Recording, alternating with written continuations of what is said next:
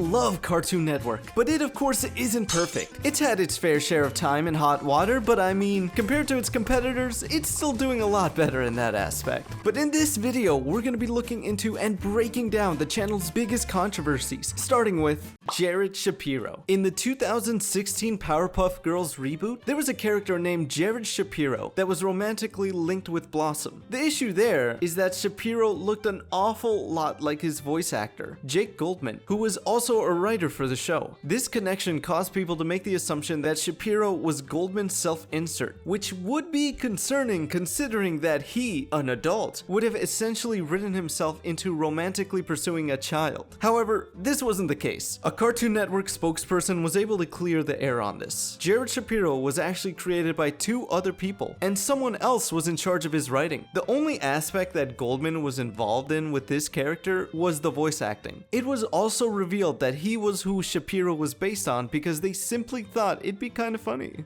Steven Universe Concept Art Book. When the Steven Universe Art and Origins art book released in 2017, it gave fans a glimpse of the creative process that brought their favorite show to life. However, something didn't seem quite right. Is this how you get your sick kicks?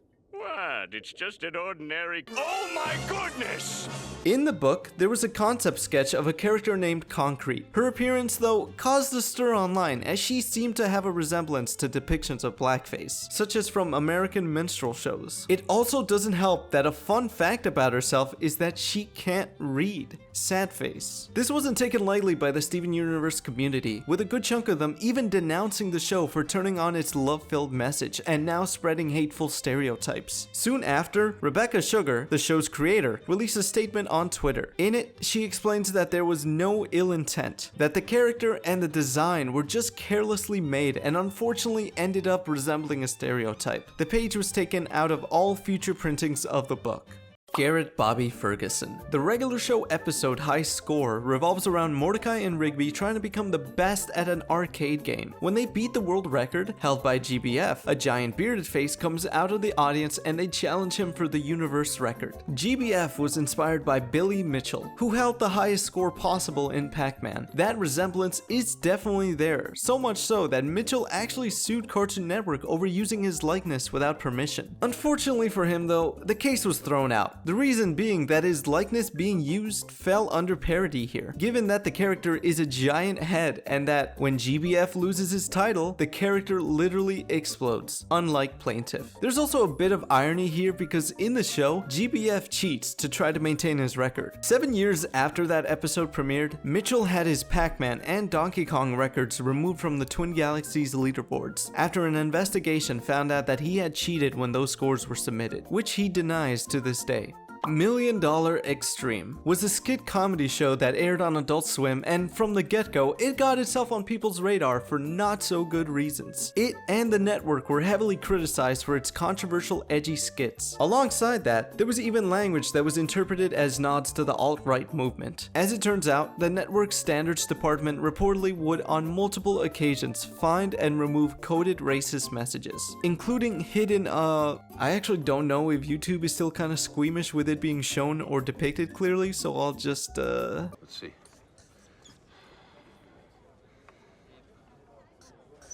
Look, I don't, On top of that, the show's lead, Sam Hyde, has been active in the online alt-right community. Amongst Adult Swim staff, it's reported that multiple executives, actors, directors, writers, and producers voiced their concerns internally and supported the cancellation of the show. Comedian Brett Gilman even cited the show as a reason he left the network, calling it an instrument of hate. After only 6 episodes, the then network's owner, Turner Broadcast Media, got directly involved and canceled its chance at a second season.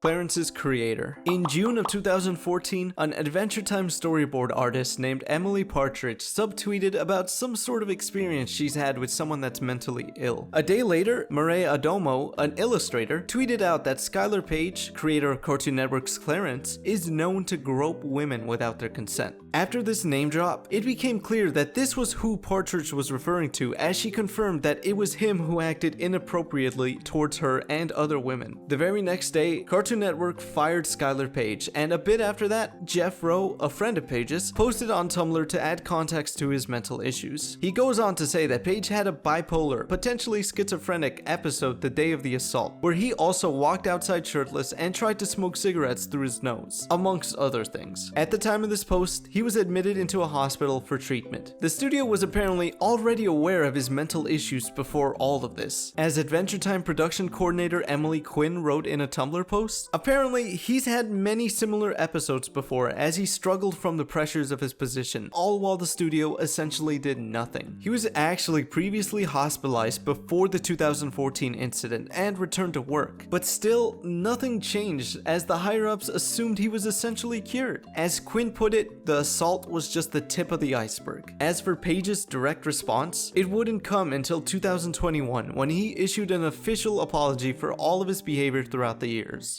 CN Real. Back in June of 2009, Cartoon Network went through a midlife crisis of sorts. They didn't think they were as cool as they used to be, and they saw others doing much better, so they had to do something different. Something like... CN Real was the answer to all of that. However, there were issues with this idea. For some reason, people didn't like that Cartoon Network wasn't focusing on cartoons. This uneasiness also came from within the company itself, as many network executives didn't like the idea for the exact same reasons that viewers didn't. They were all correct in thinking that, as the shows never really grew in ratings. Despite the network heavily investing and pushing them, none of them were able to take a spot in the channel's top 10 watched list at the time. Just a month after it was first launched, it got the new time slot of only Wednesday nights, as opposed to the Wednesday and Saturday blocks it was assigned previously. As a result of their incredibly poor performance, it was no surprise that most of these shows got cancelled, with the CN Real block ending entirely the following year. Up until this whole thing started, there hasn't been a single new animated series for a while. A new one didn't come around until April of 2010, that show being... With the lack of new animated series and them grasping for the live action corner, which is overall easier and cheaper to maintain than animation, it stands to reason that the 2007 Writers Guild of America strike had an effect here. Seeing as this video is being made in the middle of an even bigger striking movement, with Cartoon Network already having live action plans, and with its owners not respecting animation as much, the shape of the network's future is uncertain. So we'll unfortunately just have to see what's in store for us next. Teen Titans Go Takeover. For quite a couple of years, Teen Titans Go ruled the Cartoon Network schedule with an iron fist. In late 2014, even though it only had 29 episodes at the time, the show aired around 6 times a day on weekdays. A year later, it was on for a whopping 15 times a day, surpassing any other show in Cartoon Network history. While the sun was up, at any given moment, chances are that it would be playing. Certain episodes would also play every day or every other day, and there were times when the same episode even aired twice in a single day. Older viewers were not fans of the network's obvious favoritism. First, they take a beloved show like Teen Titans that ended prematurely and they bring it back just to water it down for a younger audience, which honestly could be considered a controversy on its own. But now, they practically make it unavoidable if you want to watch the channel. Now, don't get me wrong, even as someone who thinks the show does have its moments, this is too much. But they do it anyway because younger kids like it and they watch it, so the episodes